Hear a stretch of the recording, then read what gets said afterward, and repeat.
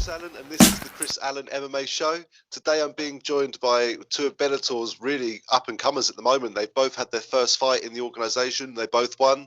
They're both brothers. They're both fighting in Bellator. You've heard of the Diaz brothers. You've heard of the Edwards brothers. Now, welcome to the Hardwick brothers. Hello, mate. How you doing, guys? Yeah, doing fine. Thank you. Thank you for the introduction. Yeah. No worries. Well, that's what it's all about. I love seeing family, in this together, because obviously we all started from like the Diaz's and obviously the Gracies originally, but the Diaz brothers, now we've got Fabian and Leon. So is this the time with the Hardwicks now? Yeah, definitely. I don't know where it comes from, because with those families you can see how they ended up fighters, but like no one in our family other than those fights really. Yeah, there was definitely no push for us to get into fighting from our mum or dad or anything. Yeah, like our parents just if we were to say tomorrow we're both retiring from fighting, they'd be buzzing. But it's just, I don't know how we've ended up like we are, but I couldn't see myself not fighting now. You both started your careers at pretty much the same year, didn't you, if I remember rightly, in 2013. And who, if you don't mind me asking, who had the initial idea to do it? Did one of you think this is good, let's do it together, or did one of you already had started pursuing the career already? Like starting martial arts completely. At the start, I think Harry did a bit of shiny pants kickboxing a few sessions. You know what, they do no low kicks, shiny pants kickboxing. And then I was doing some Muay Thai, and I think Harry just liked the look of Muay Thai more, so just went and did Muay Thai. Dad just wandered in. That's all right, don't worry. Yeah, I think Harry must have just thought, this Muay Thai looks better. So we did Muay Thai before doing any MMA ever. And then just because we wanted to do MMA the whole time, but we just did Muay Thai for quite a few years. Yeah, we were very fortunate with the Thai coach we had at the time. A guy called Kin from Thailand was just over teaching in Teesville, which is about 10-minute walk, 15-minute walk from where we live. And Kin is like a properly really good Thai coach. Like he coached Darren Till back in the day. It was just too good not to be training with Kin. But then when Kin went back to Thailand, we'll go do some MMA now, because may as well. And then when Longy went and started teaching at Middlesbrough Fight Academy, and we were there, we realized Abdul's really legit. He's really good at wrestling, which is the thing that, fighters in this country sort of lack. I mean, I don't think there's as much truth to that now. But we just all right, we're really sort of blessed. We're really fortunate to have these really good coaches around us. So make the best of it. That's it, mate. Why not? You've got that at such an early start in your career, that sort of level of experience around you. That's absolutely great. Just one thing, it might sound a bit random. I don't need you to cuddle, but can you get a little bit closer? Because I think I might be cutting you out. Just next to you. Is that? Yeah, nice one. Thanks. Just in case. Yeah, that's perfect, man. Thanks. George looks very impressed about that, by the way. So what I'm going to talk about a few things now. So it's interesting to see how you all got into MMA. Obviously, there was no family or anything obviously pushing you towards it. You didn't have any martial artist background like mum or dad weren't or anything like that. So how did they feel when both their sons decided to go step into a cage and take on this sport? I mean, the other brother doesn't fight. We've got an older brother who doesn't, but just they're glad we're doing well now. I think it's at the first point in either of our careers where we can go, look how much we're getting paid, and they're finally, oh, all right, this makes sense what they're doing. Yeah, I think they can sort of understand it more now that we're not fighting in rinky-dink social clubs and all that. Have any of them actually attended any of your bouts before? None of the pro ones, I don't think. I think one or two of our first Muay Thai ones, but they're just not into coming and watching. Yeah, it just seemed stressful for them. So you don't have to come. I'll go out. We can go out and fight regardless. We don't just. Sorry, yeah. No, I was gonna say, would it be stressful for you guys knowing that your mum or dad are sitting there, hands in their faces, oh shit, what's going on? As harsh as it sounds, when you're fighting, you can't care. No. You you've got to fight. You've just got to dumb it down, and you just got to go in and have a fight. You can't be thinking about, oh, people are over there stressing out, or people are cheering me, or none of that stuff matters at all. It's a very depersonalized thing. It's fine. Fair enough, mate. That's it. You've just got to forget everyone's there and just, it's like stepping into the office opposed to stepping into some massive arena. So obviously when you're first coming up to Bellator, both of you really, like, question for both of you, how did it feel standing at the top of that ramp, walking down, especially obviously Harry, for you, we're a bit more local, but George, weren't we in Dublin for yours? Yeah, I was in Dublin. Well, how did it feel for you, man, in Dublin? Obviously, you're an enemy ground there. So how did that feel? Your first fight, fight in Bellator, big organisation, fighting someone who's just fought MVP. Maybe not too successfully, but still, he fought MVP, and stuff like that. And the geezer's like 5 or 6 pounds heavier than you. How did that feel, first of all? Well, walking down the ramp, it's funny you say that. It's because the way the Theory Arena is, it's like all the crowd are on one side, and it's like a pit. So I'm walking down the ramp. I wanted to really milk my entrance, so I'm like, yeah. And then I walk the wrong way, and there's loads of runners telling me, no, go that way. So I've had this kind of like alpha act, and I'm like, yeah. Oh, sorry, I'm going that way. And as far as soaking it up, or feelings for George's fight, we just finished like a perfect warm up, like everything was going well, and this runner comes in and goes like, you're going to be, if this fight runs another minute, you're going to be a post-lim, you're going to be on after the show. Which in my head I was like, fuck, that's going to be midnight. Like, I was like, George, this will affect Kylie worse, we don't care. So then the guy comes in again and goes, yep, put your stuff back on, definitely going to be a post-lim. So we're like, all right, fucking hell. And then just as he was saying that Georgie Carral, whatever he is, finished Redmond, as he was saying that, the guy sprints back in. No, we're on now. So we had to like run down these flights of stairs, just go. And as we were running, like the fight was like, this is fucking weird, this. And just his pre-fight check was, look at the gloves, take your top off, and he like slapped Vaseline on him and told him to go in the cage. Quality. So what an experience, though, mate, George. First of all, then, with all that, and I know you two are tough as anything. You fight anyone, but how did it come around? Like the offer for Bellator for yourself, George. Obviously your Bellator opportunities come around, and then was it Richard Keeley offered to you immediately? Well, it was it's like my coach Pete is known one of the guys that sort of running the Bellator Europe. And then there was an offer. My plan was to go down to 155 again, just because I'm not cutting weight for welterweight, really. And he's like, there's a fight, but it's at welterweight. I'm like, I'll take it. And then the next morning, he's like, it's at middleweight. I just thought, well, I'll take it. The opportunities don't come around like that. So his exact words were, when I said, George, it might be a middleweight, were, Kylie's a doughboy. It doesn't matter. Did you know much about Kylie before taking the fight? Obviously, you've seen he'd fight MVP. Obviously, knew a little bit. I wasn't like, following him or like vastly knowledgeable about him. I just knew sort of generally his sort of karate style, and his kind of record and the gym he's from. But I didn't know loads. I don't like to look loads into my opponent for each fight. I kind of feel like I've done that before, and it gives you a kind of false idea of what's going to happen, what they're going to do. So I'll kind of be a bit more open to it. That feeling of when you got the finish on him, the fantastic way you got the guillotine on him, I don't think he was expecting that either. I know, and you were very humble when you won your fight. You didn't get up and celebrate. You sat there and chatted with Keeley afterwards, and that's always nice for the sport to see as well. But how did it feel when you felt that tap on your back and the ref push you off? It was kind of weird. I was like, it almost went that according to plan. There wasn't the big rush. The fight went, wear him down the first round and then take him down, submitted him in the second. It just went according to plan that well. I maybe took like 1 or 2 jabs the whole fight. There wasn't that kind of high off it, and there wasn't the adrenaline off it, really. Were you expecting to come in with that style of fighting as well, the MVP style, hands to the sides, bouncing around? Oh, definitely. There's no way he was going to change it and like try and grapple me or do a Thai style. That's his style. He's not really going to change it, especially like later on in a career like that.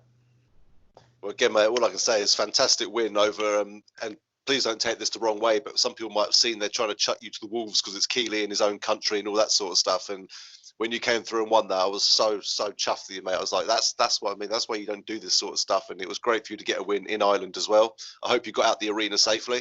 I'm sure you did. But what's that? The fans are sound.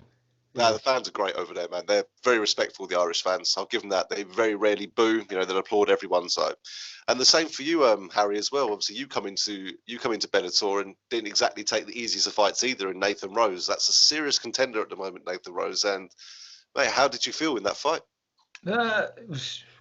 It was one where like I knew I had the tools to beat him. I knew I could beat him. Like it was very like from the outside, it didn't look like, oh, they're like, oh, fucking, who's this guy that they've got in for Rose to, but I knew I had the style to just make it a horrendous fight for him. I knew I could just push him. I knew if the fight was hard, he couldn't keep up with what I was doing. I knew it. So I went at him. Like, as much as, like, when you've got someone explosive and powerful, you can either try your best to avoid the problem, which means they're going to be explosive and powerful the whole time, or you can just go at them and take the problem away, which I did. By the second and third round, there was nothing really. Like he just felt weak by those points. He felt soft. So, yeah. How did you feel going into that third round? Like, what were you thinking? Were you thinking, I need to win this? I know you don't coast your fights, but I'm thinking, would you think I need to win this round, or, you know, I have to win this, or it's, you know, it's 1-1. What were you thinking?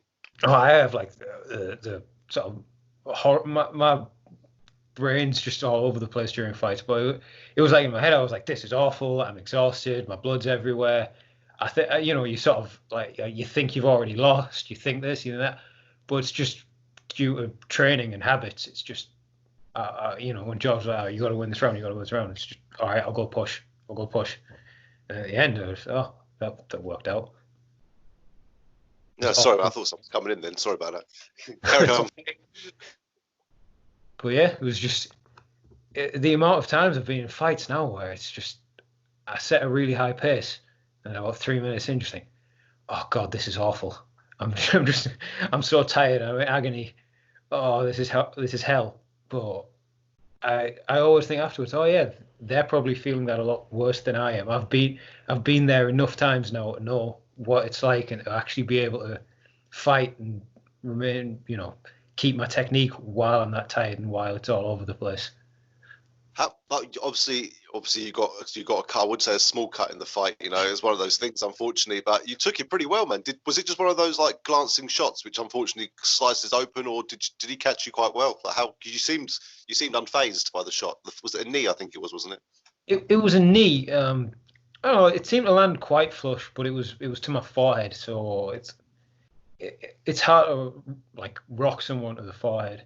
But I don't know. I've never been rocked really. I've had one headache after sparring once in the nearly 11 years I've been training. It sounded loud. Oh, it was in our corner pretty much. It was like he got hit with a bit of wood.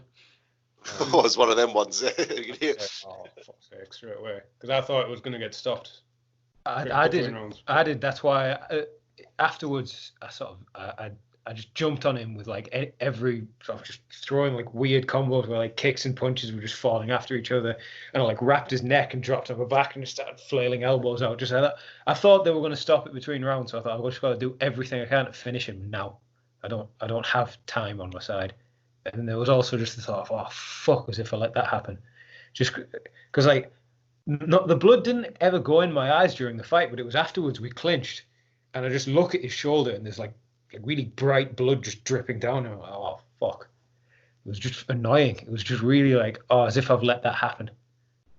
It could happen at any time though, mate. Honestly, the small, you see it in all the fights, the smallest blow, you know, could just open something up and it's just claret absolutely everywhere, you know. But at the end of the day, you fought through like a warrior. You got yourself a souvenir as well, which I'm sure you don't really want, you know. But at the end of the day, you know, you beat a fantastic fighter, mate, in Nathan Rose, who's been on the scene for a little while now, you know. And what were you thinking, obviously, when you were standing there with the judges, standing there with the ref, waiting for the decision? I thought I definitely won. Like the second round, I was on top of him the whole time, and then the third round again, just my fights tend to be chaotic and all over the place. But I knew I had his neck wrapped up for the last minute and a half of that round, and I took him down once before that. So I was like, I was pretty secure in the knowledge, but I have been shafted by the judges in my career before. So there's always that thing in the back of your head where you're like, yeah, and then one of the judges read it as a draw. which is just fucking stupid. Yeah. Like you do have to wonder sometimes, man. Honestly, It's a bit of a shitty pants moment. Yeah, like he's got. The thing is, the other two judges had been like declared first, who said that it was in favor of me, but I didn't hear that. So then when I heard one judge had said it was a draw, I was like, "Fuck, what?" But I don't get how he saw it as a draw. Like I got a big cut, but that's just my skin's fault, really. Like I think I've got really like paper skin and like a bony skull that I cut dead easy. But I think, I don't know. They have a lot of fights to judge. Maybe they just get a bit tired. We've seen a lot worse in times. You know what I mean, some Yeah. fights you've seen score like 30-27 when, you know, you look at, I think the last Bellator London, it was Shipman versus Fabian, and someone gave 30-27 to Fabian, you know, and that was a close fight. You know, so people look at that and you think, what's going on? But again, we've seen it all the time. We've seen it all through the years with this, and I guess don't leave it to the judges. But again, it's never as simple as that. Yeah. But I'll tell you what, one fight, you might I know you don't call people out or anything, but there's one fight I really love to see you doing Bellator now. He's just beat Nathan Rose last fight as well. Would you fancy taking Luke Ord now after the cancelled fight? Yeah. Get that fight back. Could do. I mean, he's now at Fisher's gym, which could make it a little bit awkward because I spar Cal quite frequently. But yeah, I think he's like knacked his knee in really bad though. I don't know if he's been able to train since that Nathan Rose fight last year. So yeah, if the opportunity presented itself, but I'm just looking ahead. You know, if I wouldn't want to take a step back just to get that fight back if I had, you know, other things offered in front of me. It's just one of those. Makes sense. Yeah, no, you know, you want to keep going forward. You know, losses you learn from losses. As you said, it was a split decision. The judges, a bit of a funny one, that one again with the judges. But one of his training partners, who was also commentating the fight, was judging. Oh, so there's your split then, yeah. Yeah. Oh, good. About and George, for yourself, obviously you're coming back. You said you want to come back down to 155 because obviously you fought 170 the last fight. Was it 175? I think it was. I can't remember now off the top of my head. 180 contract weight belt. Yeah, that was it. Yeah, but I think didn't you? I think when I watched the replay, it actually stated that you were at 75, weren't you, or something? Yeah, 175. pocket full of change and everything. Pizzas and donuts on fight week. Makes that win even lovely, even nicer. You know, it really does. And the fact that Kylie thought you could have an allowance on a catch weight, so he came in weighing 181, thinking, all right, oh no, he was like 181.2, and he just thought, oh, if I just weigh in my duds, I'll be the 1 pound allowance. But that's not how catch weights work. So I heard him, and I just ran across the room where the weigh-ins were going. He's missed weight. We want his money. So yeah, George got an extra 20%. Yeah, he was sound about it. It's catch weight. Anyway, I'm not going to go into it. Do you know what I mean? But fair enough. So, if you get off another fight at say 170, or do you want to stick at 155 now, George, going forward?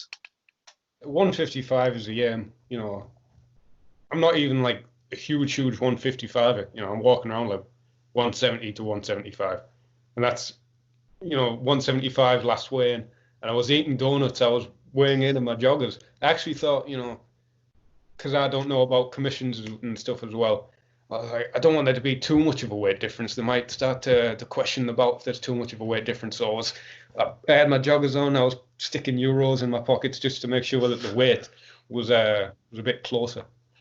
So even 155, it's not a big cut really. But I think that's the kind of weight where I'd be fighting at it and I wouldn't be at a disadvantage. You know, I wouldn't be huge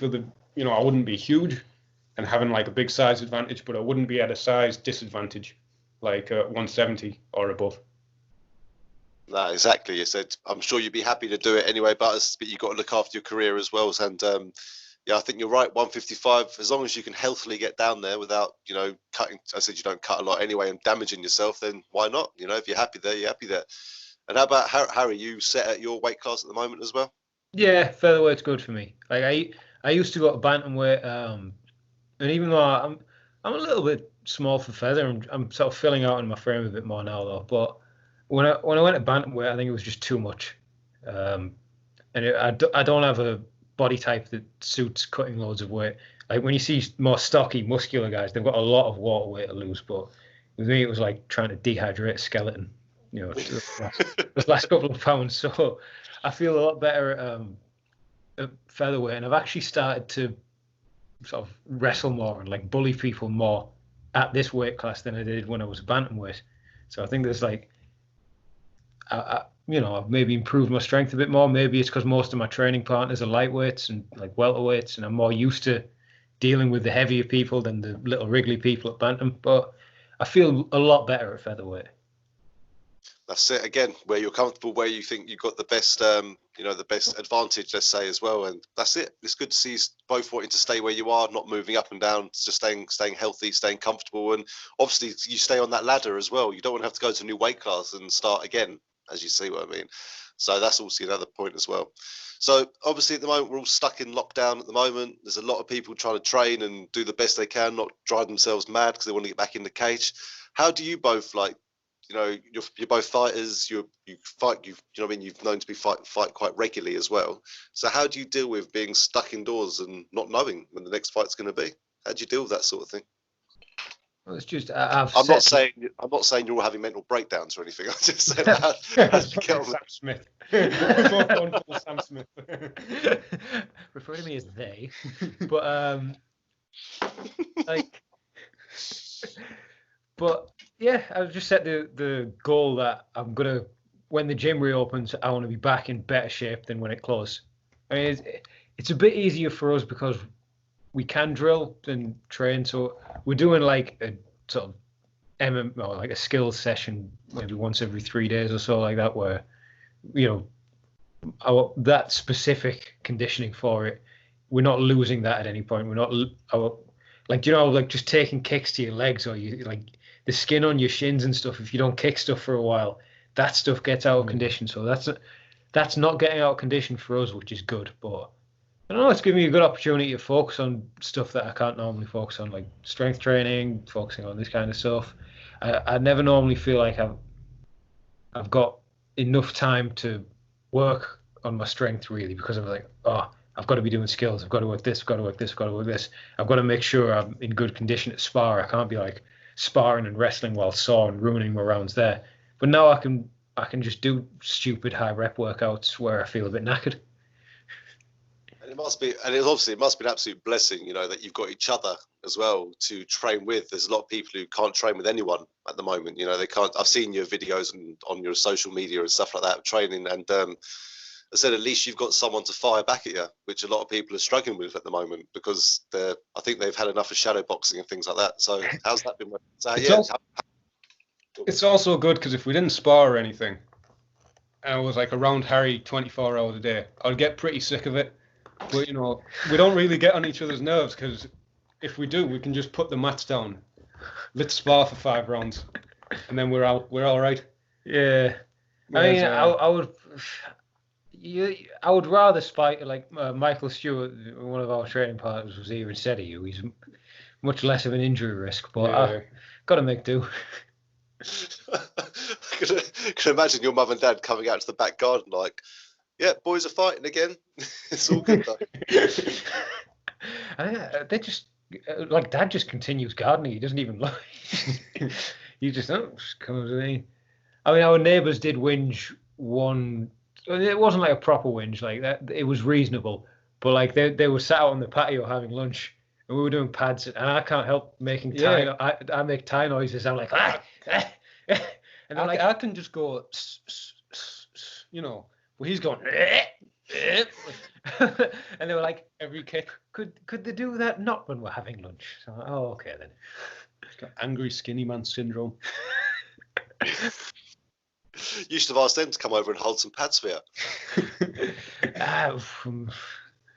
I mean, yeah. Obviously 2 meters apart. Yeah. I mean, Shadow pads. That video that loads of people did thinking they were original and funny. It was funny the first time, but like everyone started jumping on the, hey, let's do the shadow pads thing. It's the thing with this lockdown. The amount of like people just copying crack off other people and then like passing it off as their own has gotten insufferable. I know, it's all, mate, it's good no one's got anything bloody better to do. It started off with everyone doing this TikTok thing, which I never got my head around. To be fair, there's guys with their daughters like dancing. They flick a light switch and they've switched clothes. I'm like, what are you bored? Do you know what I mean? Like TikTok's proper bad. Like, I don't get how people think miming over something that was already kind of funny to make it less funny is good. It's the worst crack imaginable. But, you know, lockdown makes people do desperate things, I guess. I'm sure someone's made a few million quid out of it. You know what I mean? During lockdown. Well, it's owned by the Chinese government, I think, with TikTok. Oh, God. There we are then. We're all infected. Yeah, it's another very sinister thing. I think they've invented COVID-19, so we all get really bored and then download TikTok. That's my conspiracy. It's like the old saying, everyone's going, do you actually know anyone who's got COVID-19? I'm like, no, I don't actually. I don't know anyone who knows anyone, but hey, I'm not a conspiracy theorist. I'm not going to go into... I know of a few people. Like, it is... Because, like, in Teesside, it wasn't a big deal. Like, we didn't get many cases, but because it's like Middlesbrough's a small town, you kind of know of the people who've got it. So it's like there's a few people who got it. I'm like, oh, okay, so it's definitely a real thing. Eddie Bravo is not correct on this one. Eddie Bravo, that geezer makes me laugh so much, man. He seems like a sound guy, but just a bit nuts. I think he's trolling most of the time as well. Like the flat Earth thing, I don't think he actually believed it for 1 second. I think he was just trolling. But it drove me mental when he was going on about that. To be fair, but just if anyone's out there, watch there's a Joe Rogan show with him on, and it's just like shocking. And I think Joe Rogan actually got 2 people that actually like members of the public or scientists or whoever actually believed it was flat. And you've got to watch it, mate. Honestly, Rogan's sitting there just like, get out my fucking show. Do you know what I mean? yeah. Maybe next time we'll get some of them on. We'll have a 3-way chat between us all, and we'll see what happens. That'd be interesting. Anyway, George, what I was going to ask you quickly is that if you don't mind talking about it, you had a very successful amateur career. Well, you both did, to be fair. And but then we didn't see you for like a couple of years before when you turned pro. Like, do you mind talking about what happened there? Well, I was, training for a pro fight, and then my elbow popped out. Oh. And then, as I was recovering for that, I got some dermatological issues. My scalp fell off. I don't even know what happened. My scalp fell off. Oh shit, man. And then I kind of got put off for a while. And then literally when I came back to training, I didn't think this is the time I'm going to come back. I'm going to get back in a fight and I'm ready for it. I just thought, I watched John Wick 2 and I hadn't trained properly for 2 years in terms of martial arts. I'd done loads of calisthenics, loads of handstands and all that stuff. But I just watched John Wick 2 and he does a lot of like flashy judo throws and arm bars in it. And I thought, well, I'll do gi once a week. I'll be all right. I'll do gi once a week. And then I just ended up doing it every day. And then it's like my first fight back. It wasn't like, this is the one to get me back into it. This is the one to get me back into it. I'm going to get in the win column. I was like, yeah, I'll take the fight. Fuck it. Well, the thing is, you'd only been doing like gi like once or twice a week for about a month or so. And then you just jumped straight, like, your first fight back was about 8 weeks. It's like you just started training MMA again, and then you jumped into a fight camp pretty much. The session when he come back was fucking amazing though, because he'd just been doing strength training pretty much for 2 years, like just loads of handstands and like all this calisthenic stuff, which he's had a lot of good strength transfer from it. But when he come back, he sort of forgot how tiring it was. It was horrible. I got swept into half guard, like bottom half guard, and it felt like a submission. I was that tired when I first came back. He was just it was like super explosive, like just hell for the first minute and a half of a round. And then just there would all be a moment, oh. But yeah, it was weird that first fight back. Everyone like psychs himself up and they're going, "I'm going to destroy this guy. I'm going to walk up. Fucking own this. I'm going down the ramp. I'm going to destroy this guy." I literally remember seeing the guy I'm going to fight. As we're about to walk out, he walks past and I'm like, "I'm going to get fucked up here." It just worked out. Yeah, I was quite nervous there, but then it was like when you started landing elbows from the clinch in the first round, I was like, all right, that's something we can't do in sparring. So you've clicked into sort of fight mode, so that's a good sign, and then you beat him up. Well, yeah. What way to come back? Going all the rounds as well. So at least your cardio was getting tested as well at the same time. So you're still capable of staying in there for that amount of time as well. Did you find that was a good one to come back to instead of just a quick first round, 10 seconds? You had a 3-round fight, proper break you back in. That was like a perfect fight to come back to in terms of like getting a good fight, getting a good win, and just testing myself as well. And Craig Edwards he's a legit fighter as well. Like he'd been very active at the time. I think it was his pro debut. He'd been scheduled to fight pro before, but he'd been very active as an amateur before that fight. Like he started off with not a great amateur career. Like I think he went like 3-4 or like 2-4, but then ended up finishing it like 7-4, 8-4, and getting like loads of finishes. 5-fight win streak he had before going pro. He was actually meant to fight Pedro Carvalho before you, George. We got cancelled. Do you know who he is? I know. Yeah, I was going to say George sometimes can just like not pay attention. Like I'm really in. Like I keep a good track of the scene and all the fighters and who's fighting this and who's fighting that and who this is and who that is. George just doesn't care most of the time. But he's focused, man. He just wants to get stuck. He's like, who's next? Him. I've never heard of him before. Like he probably never heard of Richard Keeley, did you? He's like, who's MVP? No, I'm only joking, mate. Yeah, but again. So he's come off a massive win streak. He was obviously put against one of the toughest guys in Bellator, and he got another tough guy from Bellator instead, George. So, as you said, perfect way to. I'm not going to lie to you. I haven't seen the fight. I'm definitely going to go and watch it though. You know what I mean? But how was that bout? Like, how did it play out? If you mind me asking, was it just which one? The Edwards. The Edwards. Your comeback fight. Yeah. Oh yeah, it was just kind of weird going from. Like I was just convinced I'm going to get fucked up here. Like, there was none of that, fighter confidence. I'm going to go out there.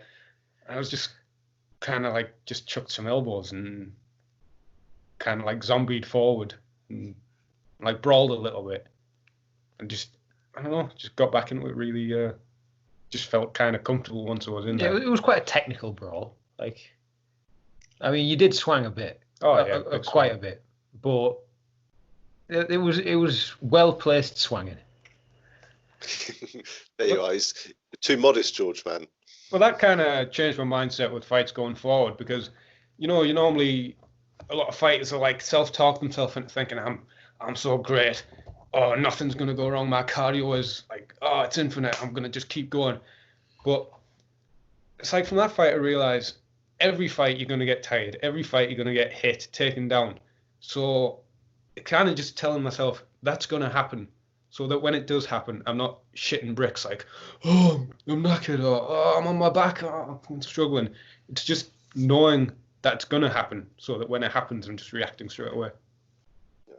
Fair enough, man. It's a fantastic way to come back and what a great attitude as well. And you both must be sitting here now thinking like, how nice is it first? Actually, first of all, who's the eldest, by the way, out of you two? Yes. I'd say it was Harry. Yeah. only because you keep correcting him.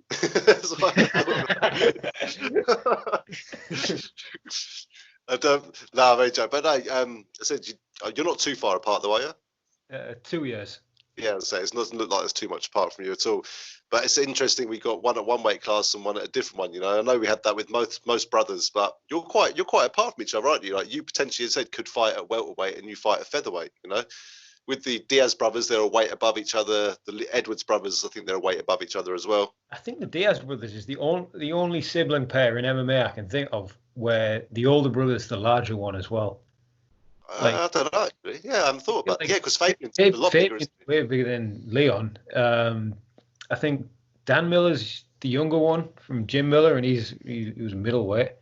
Yeah. I think there's a few of them.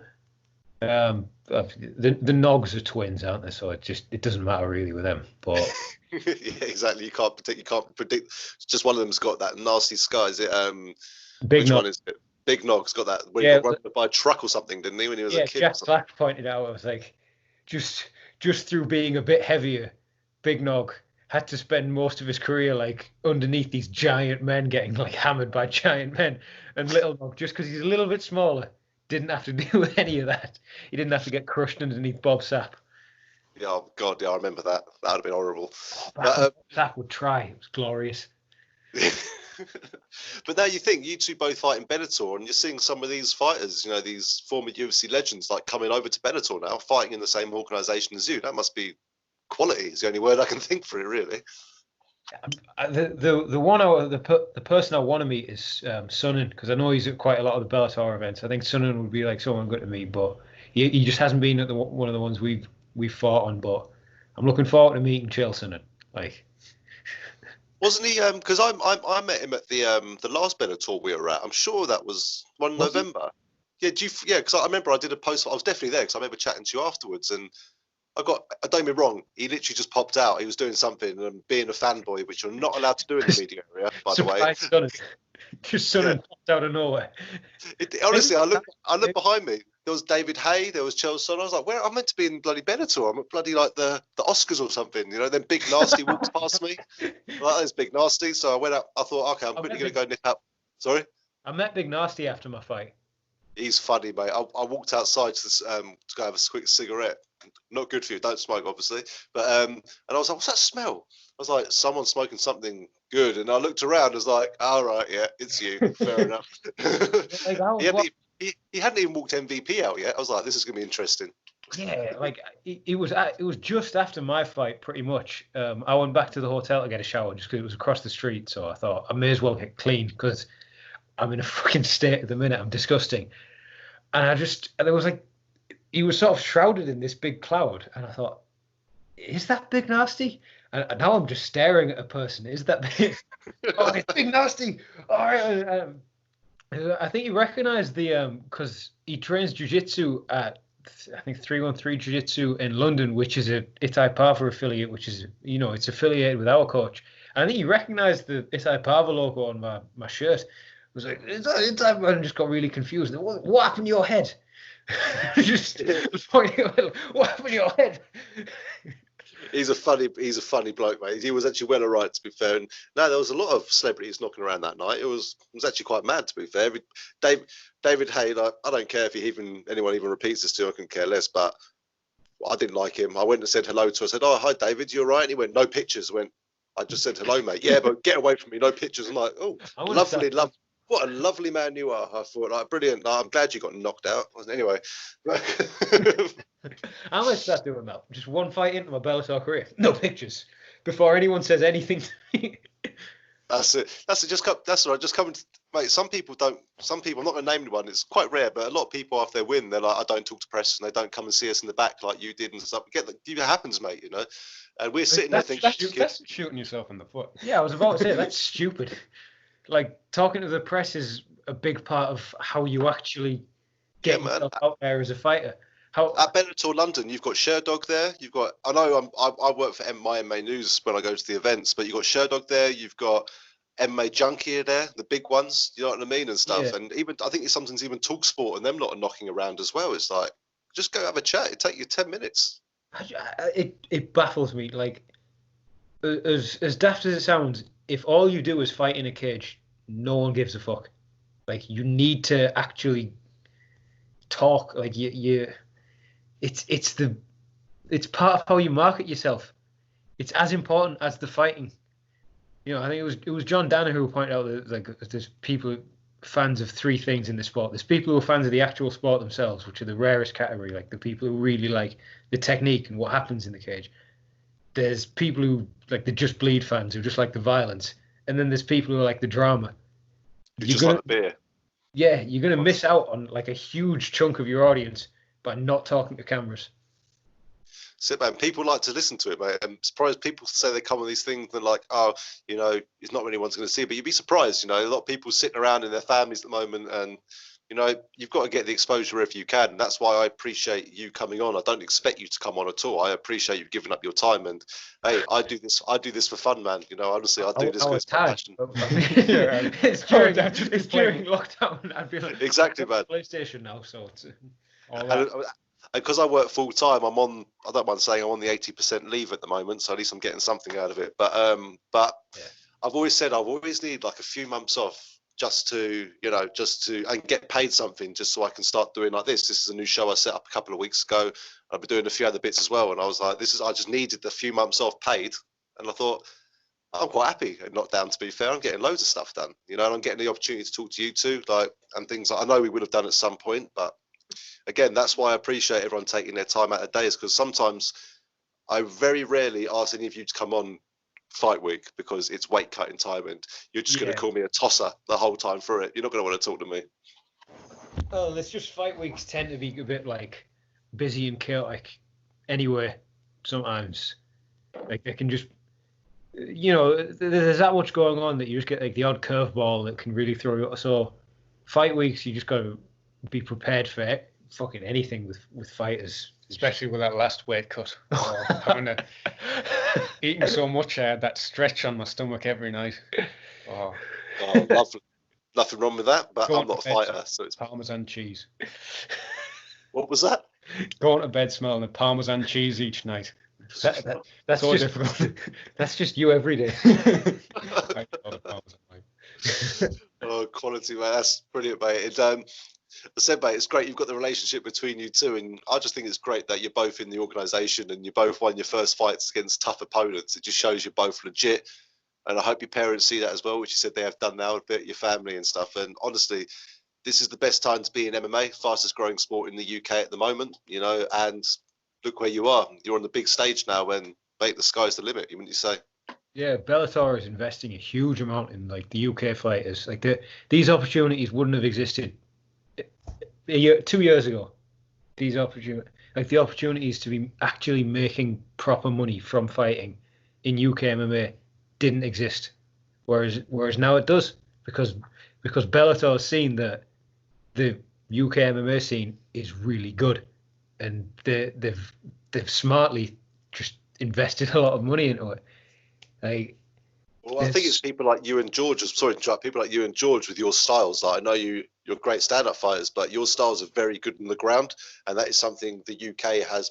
Let's say 10 years ago was quite weak at. Let's say there wasn't as many ground specialists wrestling. And look at you two. You look at some of your fight, especially your last fights. And you great control against the cage from George, and massive takedown against a guy who must have weighed a lot. So fair play to you for lifting him up, you know, and slamming him. And then Harry, you're the same thing as well, and you're both pulling off.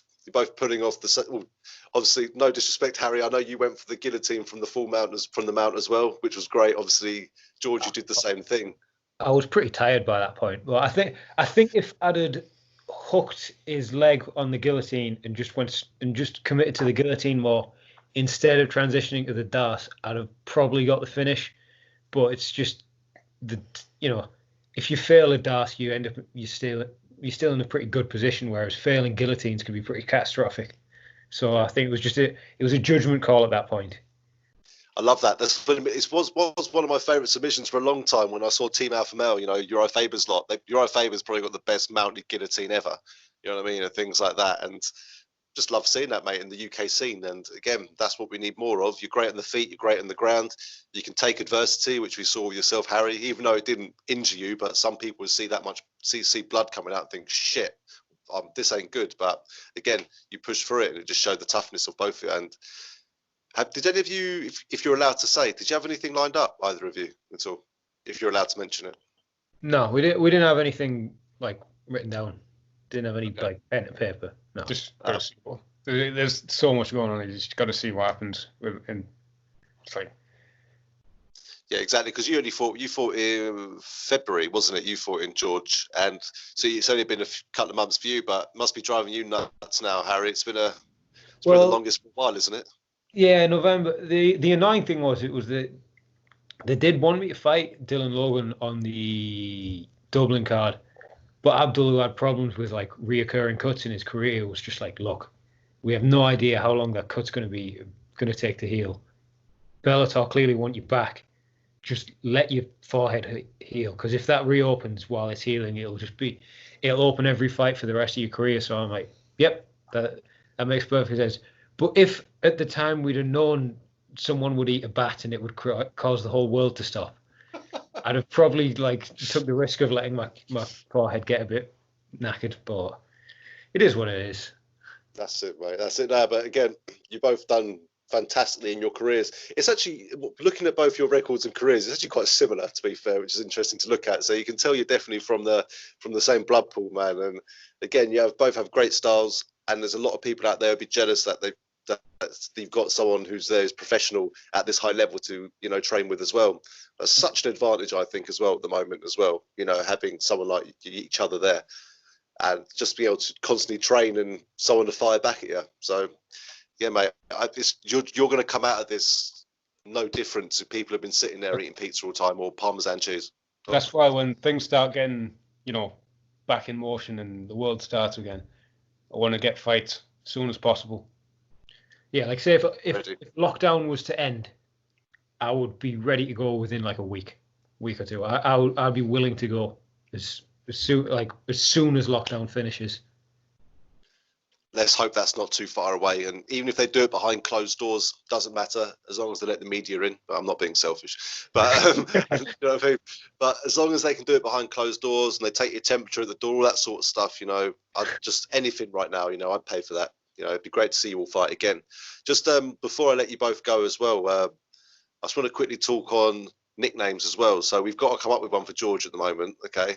But where did Houdini come from for you? Well, initially it was the Wizard because, oh, you're a wizard, Harry, blah, blah, blah.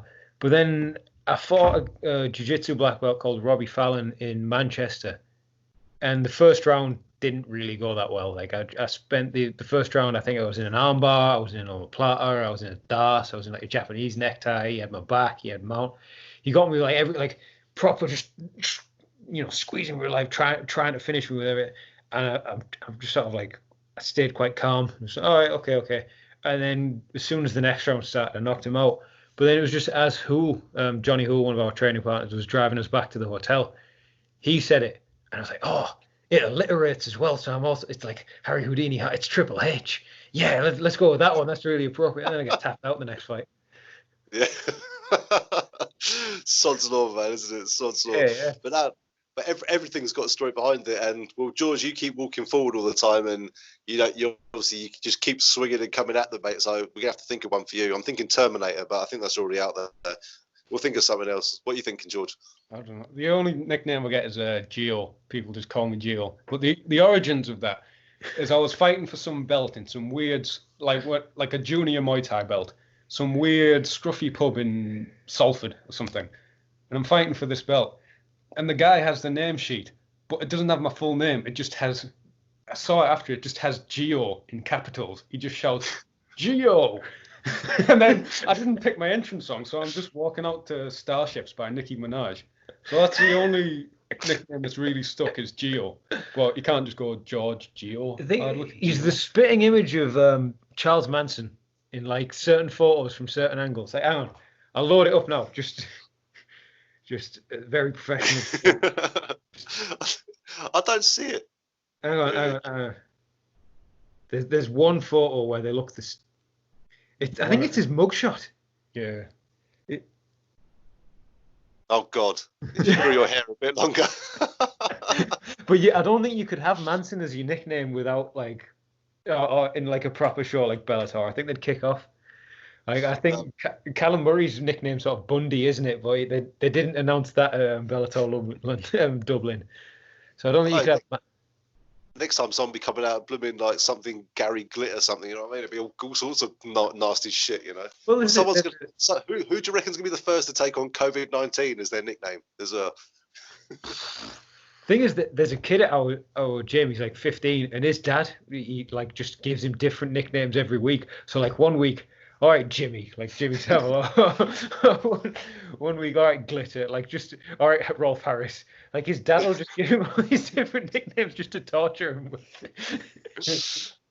Oh mate, it's all part of the fun though, man. It's all good, and it's good to see you two both in high spirits still in this horrendous lockdown. And just say before I let you go, I hope all your family are safe, everyone's good, everyone's staying safe, all that sort of stuff. And before, as I said, I want to give you the opportunity individually now, just to give a shout out to any coaches. I know you train at the same places, coaches, gyms, sponsors, things like that. Anyone who's helped you get to where you are today.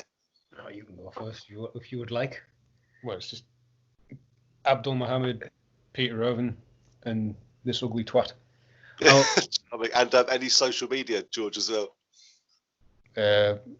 JMac Scaffolding, BJJ Fight Gear UK. They're your sponsors, but like, Yeah. was he asking for your Instagram my handle Instagram. or your Facebook? No, that's fine. We need the sponsors as well. It's fine. Oh, I thought he was asking sponsors. G_Hardwick for Instagram. I post shit memes and training videos. That's why I knew you were the eldest, Harry. You see? Because I can actually listen to a question. Didn't say that. George just powers through with his wrong answer.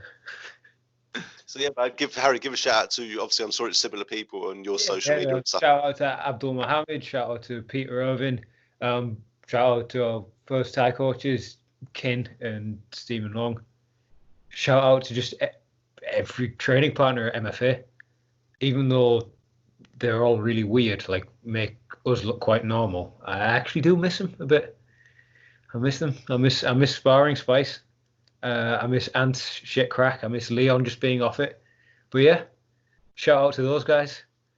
Nice, mate. I'm sure they'll love listening to it, mate, as well. And actually, one thing I forgot, George, I didn't realise there's a show I'm part of at the moment. So obviously, I appreciate you took part in it. Shogun MMA. I work alongside with those guys now. And I remember you were on the show, weren't you, against Robin Roos, weren't you? That's only just clicked in my head now, by the way. But yeah, how did you find that, by the way, Shogun?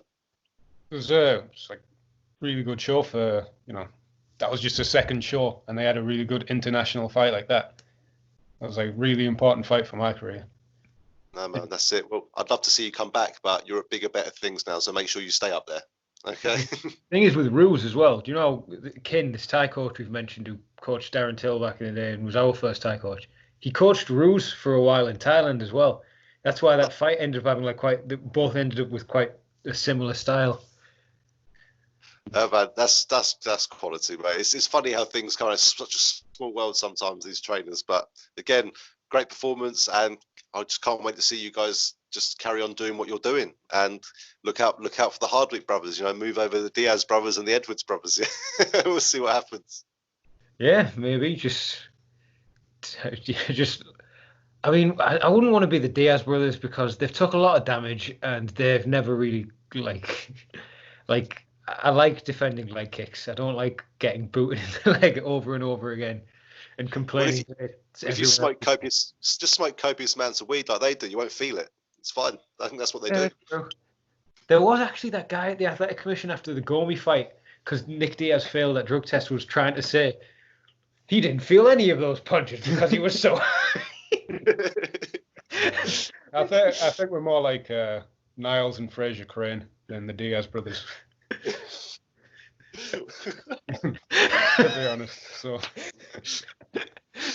on that note, man, that's brilliant, man. I'm gonna leave and let you both go now, man. But again, thank you so much. It's been a great chatting to you guys today. It's nice to have some social interaction, you know what I mean? We'll actually be able to talk to people as well. And mate, I hope my wife doesn't hear me say that, by the way. But anyway, it's nice to chat to you both. And honestly, two of the UK's finest up and coming. Can't wait to see what happens, guys. Thanks very much, man. Have a fantastic day. See you later. Team Russ. That's it, man. We've got Team Hardwick as well. Cheers, guys. See you later.